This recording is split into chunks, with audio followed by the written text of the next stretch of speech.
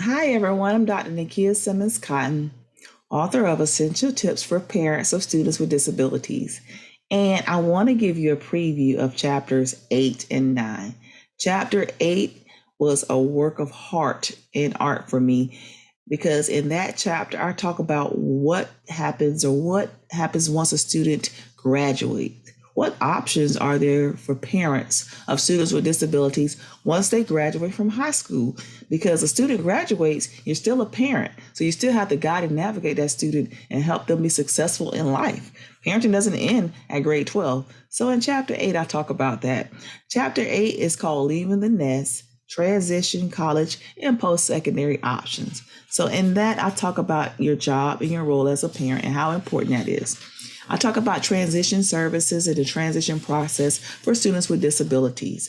From there, I talk about college and post-secondary. I talk about school completion, the summary of performance, the transfer of rights that happens once a student becomes 18, just other programs and a plethora of programs and pathways for students with disabilities once they graduate from high school. So I talk about enrollment pathways, education pathways, early college and dual enrollment, internships, community-based work, paid enrollment pathways, apprenticeships. So I just give a whole breakdown of what happens and how you prepare your child once they graduate.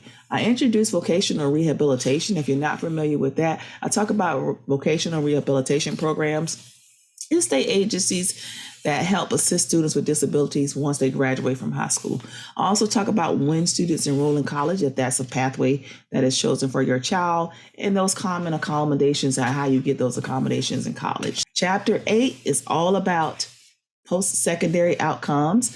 I talk about advocating, social emotional needs, and just everything that a parent would need to know, where and how to get started with their student with a disability when they graduate from high school. Chapter 8, when they leave the nest, what happens next? I provide some essential sites, information, and then some recommendations. Chapter 9, I talk about essential tips and recommendations for parents. So when you're a parent of a child with a disability, you have to do things to take care of yourself, to provide yourself to be a strong parent, a super parent, because parents of students with disabilities, I titled them as super parents because you've been given a special task.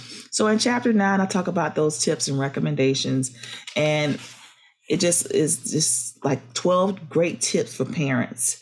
And with these tips, you can use them however you want to, just to empower yourself when you're a super parent, just to kind of remind you of those things and what really matters when you're supporting your child, because parents of students with disabilities are super parents. And for me, I'm one myself because I have a child with a disability. So it takes one to know one.